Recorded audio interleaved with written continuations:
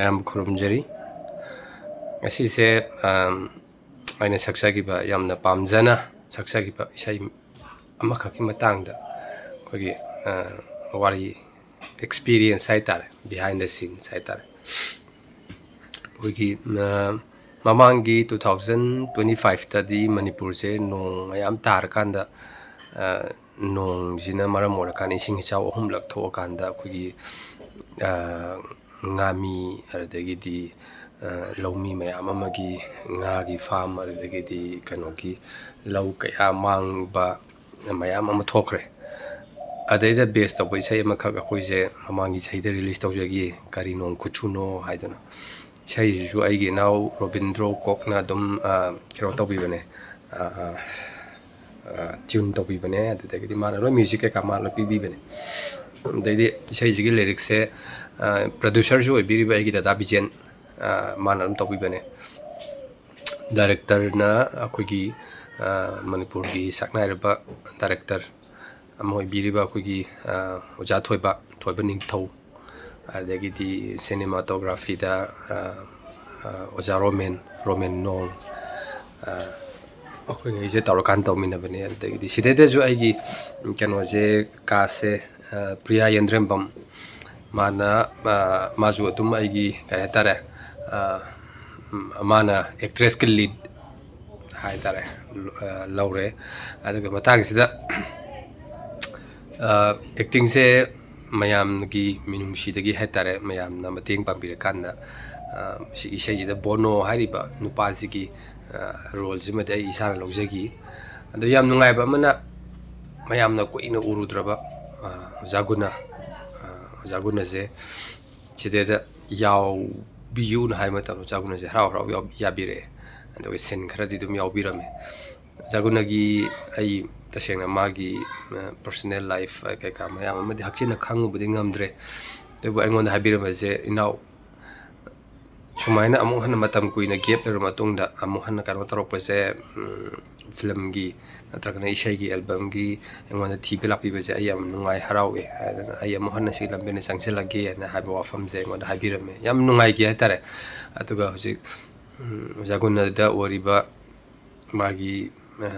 ponshire thoiba thawdo haitare simadi khoju thamo so ungai jate sengna jaguna lamben jida magi art ki lambel amhna phajana changsi lagi ana habirma ba khogum adugum ojane adu oja jiga thawak tawo phangmin nagani habi thaje bu lai rute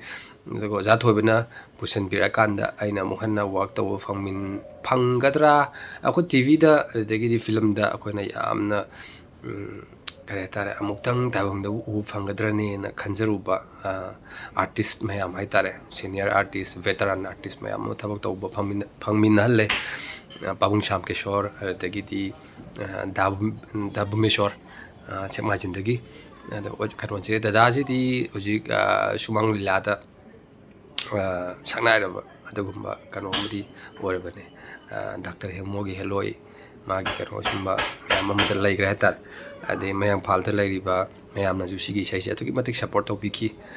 yamna nungai gi ba kano ogi hatare haidi ising shawroga handarak padaga ni sumang akoina nong tarakanda kano toba kari pono aigi laibak se thi kreda tarokana nungdang da number sinje migi sumang si nong tarak ising chawroga handara kanda khara laite manajarak pamone semba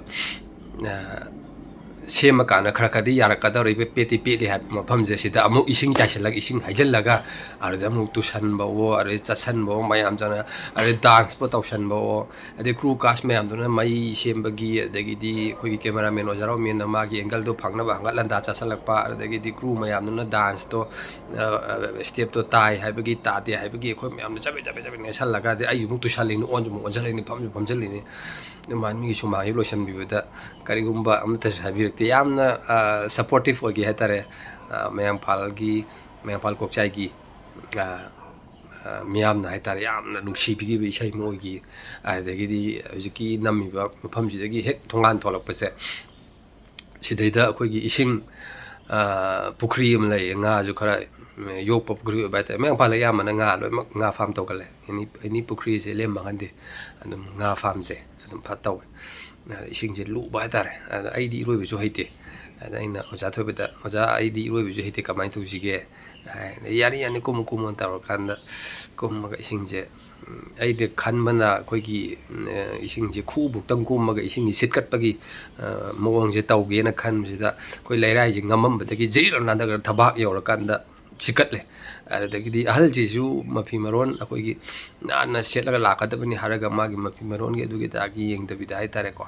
koi piri ba director na piri bi emotion du phang na ba gi da mak da ma ju dum chung dara kan da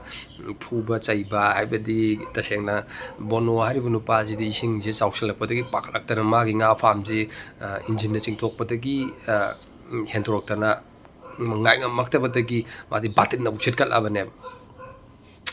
adumai na taw je seng na ma ji luhong ba je kai ra dra hai ba gi hai tare adumai na taw ba pot hoye yam nungai gi ba experience mo gi se da ko gi jb manandana makeup taw bikhi adagi di joya adagi di yohen ba ayang ba sundar adagi di kana no yam sana tomba sana matum hai tare maming onare mayam jina support to biki yam na nungai ba experience mo gi naduna handaki Wakching Nong je tarak pada isai je chana ga dra kai na ga sum khalu bai tare ado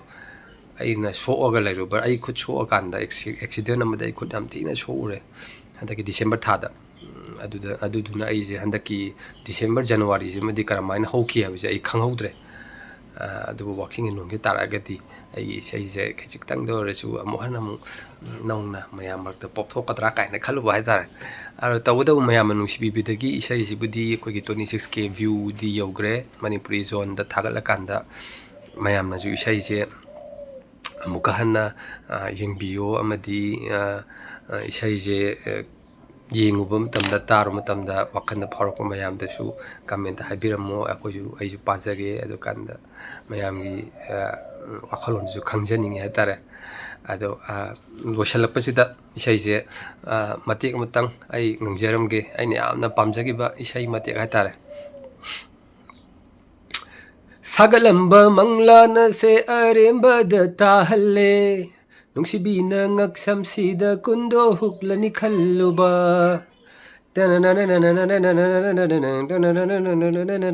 ho sagalamba manglana se aremba da tahalle nungsibina ngaksam sida kundo huklani khalluba aremba da tahalle ne ngasi aigi manglan se pumnamak se nong nang na thokhan bangaktani bono aigi laibak se thikreda o tada nungsibi inakte laiba phanglaroidra nupi thirani haina yamna harau jarure aise ahal laman singna hainai pamal sule ato I ado aingonda thokle ngasidi ho tada aingonda thokle ngasidi sigi sai se kanoda sigi video sigi comment link hapsaram ge mayam soidana yengbiu adugi sai se kamaina tawge haibetugi mayam gi feedback amati comment khawra na ngaijari si harakanda video jo sinjari thank you